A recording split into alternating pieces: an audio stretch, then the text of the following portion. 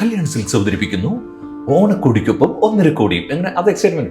അതുപോലെ തന്നെ വനിതകളുടെ സുഹൃത്തും വഴികാട്ടി, ഇതെല്ലാം എക്സൈറ്റ്മെന്റ്. അപ്പോൾ ഇങ്ങനെ ഈ എക്സൈറ്റ്മെന്റുകൾ പരസ്യം പറഞ്ഞാൽ, അല്ലെങ്കിൽ ഇന്ന സ്ഥലത്തിന്റെ ഇന്ന ജ്വല്ലറിയുടെ ഭീമ ഗോൾഡ്സ് 916 അങ്ങനെയൊക്കെ പറയുമ്പോൾ ഇതെല്ലാം നമ്മൾ പറയാറുണ്ട്. അപ്പോൾ ഇതിനൊക്കെ ഒരു മോട്ടിവേഷൻ. ഇതിൽ വിഭിന്നമായിട്ട് എന്ത് ചെയ്തു എന്ന് വെച്ചിട്ടുണ്ടെങ്കിൽ, വർഷങ്ങൾക്ക് മുൻപ് മനോരമ പേഴ്സണൽസ് എന്ന് പറഞ്ഞൊരു പരസ്യം വന്നിരുന്നു. ഓക്കെ.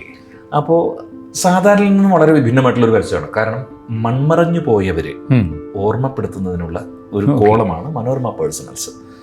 അപ്പോൾ അതിനകത്ത് ചെന്നിട്ട് നമ്മൾ ഈ എക്സൈറ്റ്മെന്റോടുകൂടി നിങ്ങളുടെ വീട്ടിൽ മരിച്ചു പോയവരെ കുറിച്ച് ഓർമ്മപ്പെടുത്താൻ ഇതിൽ ഒരു എന്ന് നമുക്ക് ഒരിക്കലും പറയാൻ പറ്റില്ല.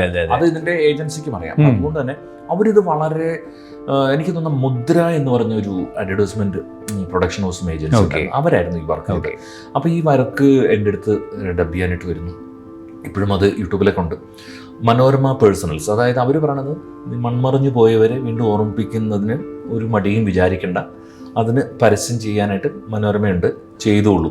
പക്ഷെ ഇതെങ്ങനെ മനോഹരമായിട്ട് പറയും. അതെ, അത് ഭയങ്കര ടാസ്ക് ആണല്ലോ. അപ്പോൾ അതിൻ്റെ ഭൂരിഭാഗം ടാസ്കും എടുത്തത് അതിൻ്റെ കോപ്പി റൈറ്റ് എഴുതുന്ന ആൾക്ക് അല്ലെങ്കിൽ ടാഗ് ലൈൻ എഴുതുന്ന ആൾ. അവരത് മനോഹരമായിട്ടാണ് ഫിലിമിലേക്കാണ് അത് ഷൂട്ട് ചെയ്തത്. അപ്പോൾ ഇതിൻ്റെ വോയിസ് ഓവർ എന്ന് പറഞ്ഞാൽ ഹൃദയം തുറക്കൂ, എല്ലാവരും കേൾക്കട്ടെ. വാക്കുകൾ ഹൃദയത്തിൽ നിന്നാകുമ്പോൾ പരസ്യമായി തന്നെ പറയൂ, എല്ലാവരും കേൾക്കട്ടെ. മനോരമ പേഴ്സണൽസ് ഇതാണെന്ന് പറയുന്നത്. അപ്പൊ ഇത് ഏത് മോഡുലേഷനിൽ പറയണമെന്നുള്ളതിന്റെ കുറച്ച് കാര്യങ്ങൾ അവർ പറഞ്ഞുതരും.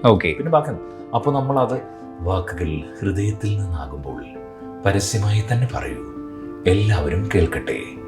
മനോരമ പേഴ്സണൽസ്, ഹൃദയം തുറക്കൂ, എല്ലാവരും കേൾക്കട്ടെ.